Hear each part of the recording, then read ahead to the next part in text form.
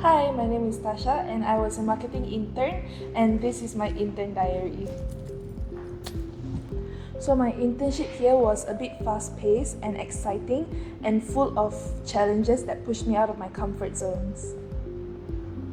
So one of the many projects that we did here was PCI at Siemens, and that was when I did my MCing job.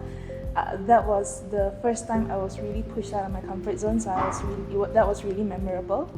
And the next one was making IVA, the avatar for CPI resources. So one of the key things that I learned here, most importantly, was how to communicate in a professional work environment.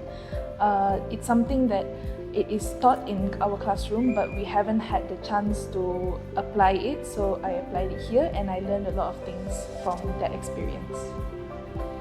So I think the work culture here is very positive and they are very welcoming, and it made asking questions very easy because they are very easy to approach.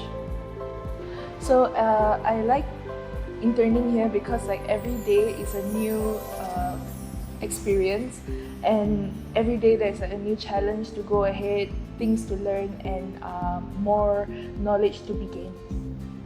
So I would describe my internship journey here as challenging, but in a good way, because it really pushed me out of my comfort zone and I learned a lot of things in these challenges.